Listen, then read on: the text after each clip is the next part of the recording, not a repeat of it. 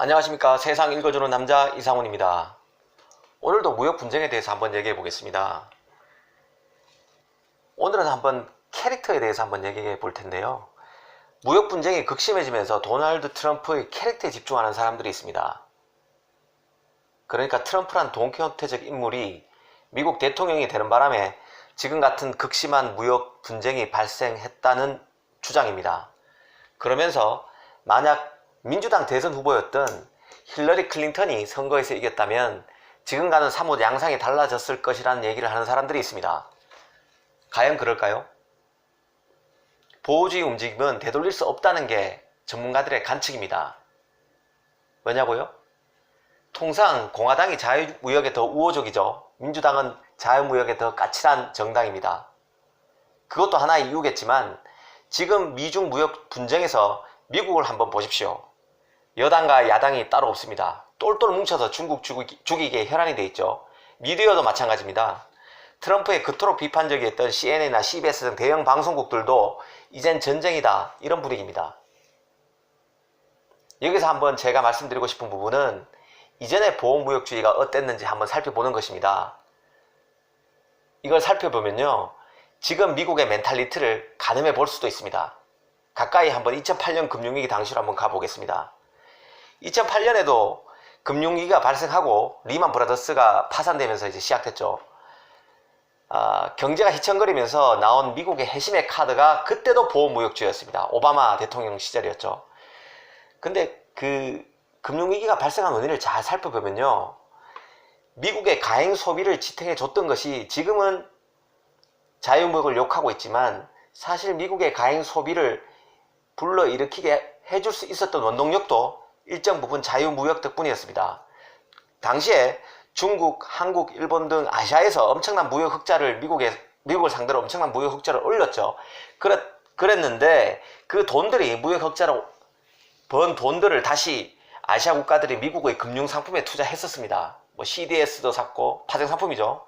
미국 국채에도 투자하고, 또 미국 회사채도 투자하면서 금융상품에 엄청난 투자를 했습니다. 그래서 미국은 경상수지 적자를 금융상품 투자로 보전할 수 있었습니다. 금융상품의 투자를 받음으로써 적자를 보전할 수 있었죠. 그래서 전세계 유효 자본이 미국 금융시장으로 흘러 들어간 덕분에 제조업 기반이 형편없이 부실해진 미국의 가소비와 적자 보전이라는 가시를 챙길 수 있었습니다. 제조업 기반이 부실해졌기 때문에 미국으로서는 사실은 가소비를 지탱할 그 수단이 없었는데요. 금융시장으로 아시아 돈이, 뭉칫돈이 들어왔기 때문에 그것이 가능했다는 얘기입니다. 그런데 문제는 그게 지속될 수 없었다는 점이죠. 그러고 보면 트럼프는 매우 통찰력이 있는 사람입니다. 제조업이 경제의 뿌리다. 우리가 서비스업 얘기하고 금융업 얘기하지만 결국에는 일자리의 기본은 제조업이다. 경제의 뿌리는 제조업이다. 는 사실을 주위에 널린 백인 백수들을 보면서 느꼈던 것이고, 그 급소를 제대로 공략했기에 힐러리를 이길 수 있었던 사람이 바로 트럼프입니다. 당시에 2008년 금융위기 당시에 미국 의회는 경기부양법이라는 것을 만들었습니다. 그러면서 바이 아메리칸 조항을 만들었는데요. 미국 제품만 사겠다는 겁니다. 바이 아메리칸. 달리 보면 그간 교리처럼 떠받들었던 자유무역의 등에 비수를 꽂은 것입니다. 자유무역주의의 선봉자인 미국이 그랬다는 얘기죠. 제가 미국에서 연수를 했던 시절이 떠오르는데요. 월마트에도 바이 아메리칸이라는 코너가 있었습니다. 그러니까 미국에서 메이드 인 USA 제품만 파는 코너였어요. 되게 보호주의의 일단을 볼 수 있는, 일상생활에서 우리가 체감할 수 있는 그런 부분이죠. 당시에도 이 바이 아메리칸 조항은 다리나 도로를 만들 때도 미국 시멘트, 철강만 쓰라는 얘기였는데요. 그 당시에도, 2008년 당시에도 미국 소비자들이 피해를 볼 수 있고, 미국 기업이지만 해외 공장에서 물건을 만들어서 제품을 파는 기업의 경우에는 미국 기업이어도 불이익을 받을 것이라는 비판이 있었습니다. 하지만 미국 정부는 아랑곳하지 않고 이것을 통과시켰죠. 미국 의회와 오바마 정부 때입니다. 결국 이 조치 때문에 유럽, 아시아로 보호무역주의가 도미노처럼 번져갔습니다. 그래서 캐나다 같은 곳은 나쁘다 해운임에도 나한테 불이익을 줘서 줄 수 있느냐는 식으로 반발했었죠. 그래서 캐나다는 Do Not Buy American이라는 결의문을 채택하게 됐습니다. 사실 보호무역주의는 힘의 역학을 반영합니다. 물이 위에서 아래로 흐르듯 힘이 센 국가만이 꺼낼 수 있는 카드가 보호무역입니다. 미국 입장에서는 자신의 정체성, 그 자유무역이라는 이데올로기죠. 그걸 뒤집으면서까지 밀어붙인 것이 바로 보호무역주의인데요. 그만큼 경제가 문제가 많다는 것을 의미하기도 했습니다. 아무튼 보호무역은 미국 입장에서는 양날의 칼이 될 수 있습니다. 세계 최강국으로서 언제든 빼들 수 있는 카드지만 미국이라는 경제 우산 아래에 있는 다른 나라 반발, 동맹국들의 반발을 살 수밖에 없겠죠. 신흥국 입장에서도 큰 타격입니다. 왜냐하면 미국이 세계 최대 시장 중 하나인 미국이 무역 장벽을 쌓으면 값싼 노동력으로 찍어낸 제품을 신흥국 입장에서죠. 신흥국들이 값싼 노동력으로 찍어낸 제품을 팔 곳이 사라져 버립니다.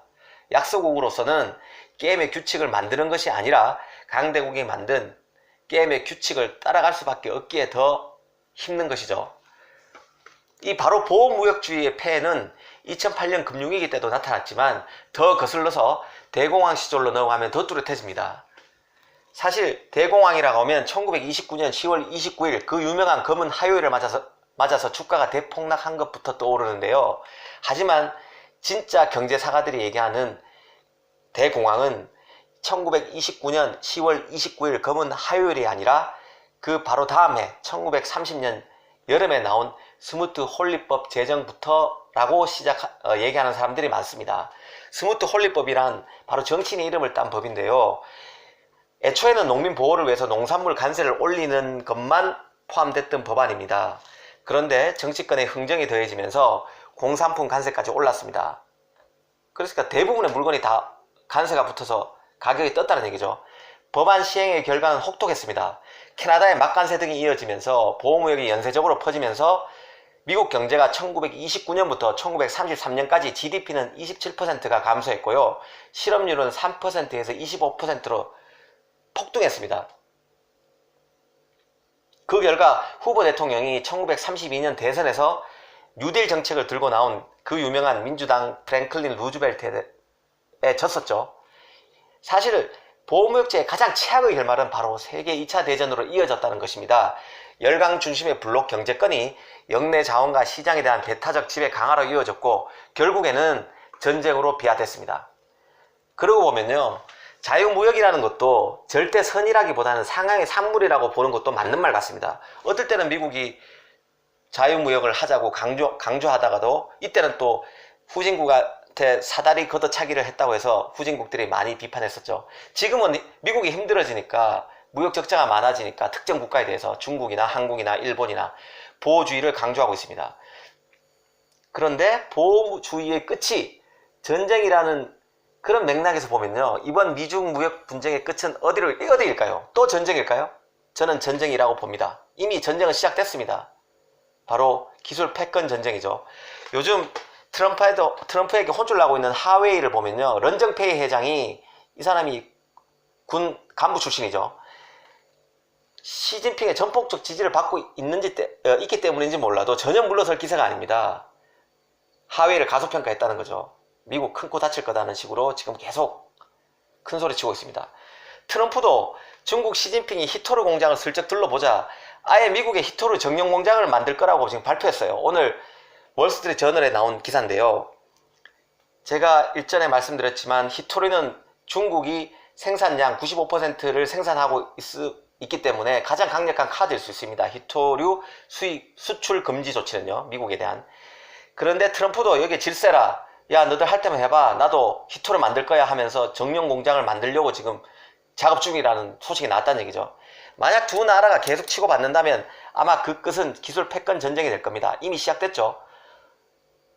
반도체, 배터리, 통신 장비에서 포연이 점점 지쳐지고 있습니다. 우리 입장에서는 강 건너 불구경 하듯 보기 어렵다는 게 고민이죠. 벌써 미국은 전 세계 기업에 줄을 세우고 있습니다. 너 우리 편이야 중국이야? 중국 편이야? 이렇게 말이죠. 다음 시간에는 바로 줄을 세우고 있는 기업에게 줄을 세우고 줄을 강요하고 있는 보호무역주의, 미국에 대해서 한번 말씀드리겠습니다. 감사합니다.